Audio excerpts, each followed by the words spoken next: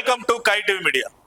ఉమ్మడి ఆంధ్రప్రదేశ్లో ఏ పార్టీ తరపున పదవిలో ఉన్నా ఎంపీ, ఎమ్మెల్యే, ఎమ్మెల్సీ ఎవరైనా సరే ఏ కారణం చేతనైనా మరణిస్తే ఆ నియోజకవర్గానికి వచ్చే ఉప ఎన్నికకు గత ఉమ్మడి ఆంధ్రప్రదేశ్లో ఏ రాజకీయ పార్టీ కూడా పోటీ పెట్టకుండా సిట్టింగ్ పార్టీ అభ్యర్థిని ఏకగ్రీవంగా ఎన్నుకునేవారు.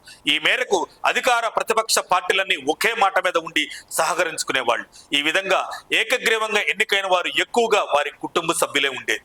గత 2001 డిసెంబర్ 29వ తేదీన దేవరకొండ ఎమ్మెల్యే డాక్టర్ రాగ్యా నాయక్ను నక్సలైట్లు కాల్చి చంపారు. అయితే నాడు ప్రభుత్వంలో ఉన్న కాంగ్రెస్, ప్రతిపక్ష టీడీపీ పార్టీల మధ్య పచ్చగడ్డి వేస్తే బగ్గుమనేంత వైరం ఉండేది. కానీ 2002లో జరిగిన ఆ ఉప ఎన్నికల్లో ఏకగ్రీవంగా ఎన్నుకుందామని అధికార పార్టీ పెట్టిన ప్రతిపాదనకు ప్రతిపక్ష పార్టీలైన టీడీపీ, సిపిఐ, సిపిఎం సహా ఇతర పార్టీలన్నీ ఆమోదం తెలిపాయి. దీంతో దివంగత ఎమ్మెల్యే రాగ్యా నాయక్ సతీమణి ధీరావత్ భారత్ని ఏకగ్రీవంగా ఎన్నుకున్నారు. ఇలా ఆనాడు అన్ని పార్టీలు విభేదాలు మరచి మరణించిన ఎమ్మెల్యే ఆత్మకు శాంతి కలిగే విధంగా ఏకగ్రీవంగా ఎన్నుకోవడం ఆనాడు ఒక సాంప్రదాయంగా కొనసాగింది. అయితే రాష్ట్ర విభజన తర్వాత ఏపీలో 2014లో ఆళ్లగడ్డ ఎమ్మెల్యే భూమా శోభానాగిరెడ్డి రోడ్డు ప్రమాదంలో మరణిస్తే ఆనాటి వైసీపీ అభ్యర్థిగా భూమా అఖిలప్రియను ఏకగ్రీవంగా ఎన్నుకున్నారు. బద్ద శత్రుత్వం ఉన్నప్పటికీ చంద్రబాబు పోటీ నిలపలేదు. ఇదంతా గతం. కానీ ఉమ్మడి రాష్ట్రంలోని ఈ సాంప్రదాయానికి మొట్టమొదటిసారిగా బీఆర్ఎస్ తెరదించింది.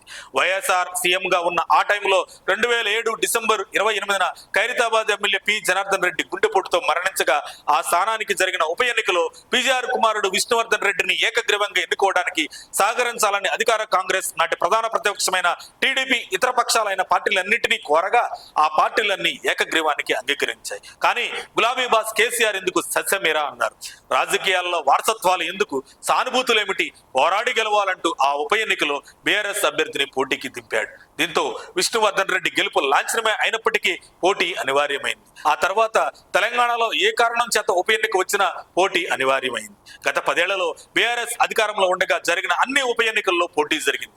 ఇలా బీఆర్ఎస్ పార్టీ ఏకగ్రీవానికి స్వస్తి పలకడంతో 2023 డిసెంబర్ చివరిలో అసెంబ్లీ ఎన్నికలు జరగగా కాంగ్రెస్ అధికారంలోకి వచ్చిన తరువాత 2024లో రాస్య మరణంతో సికింద్రాబాద్ కంటోన్మెంట్ ఉప ఎన్నిక అనివార్యమైంది. 2025లో మాగంటి గోపీనాథ్ మరణంతో జూబుల్ హిల్స్ లో ఉప ఎన్నిక అనివార్యమైంది.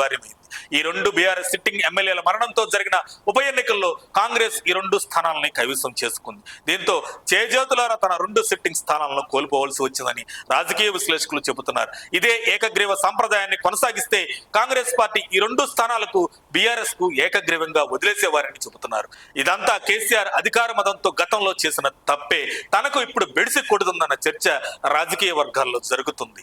మరిన్ని అప్డేట్స్ కోసం మా కాయ్ టీవీని సబ్స్క్రైబ్ చేసుకోండి. మా వీడియో కనుక మీకు నచ్చినట్లయితే లైక్ చేయండి, షేర్ చేయండి. మీ విలువైన అభిప్రాయాలను కామెంట్ బాక్స్లో తెలియజేయండి.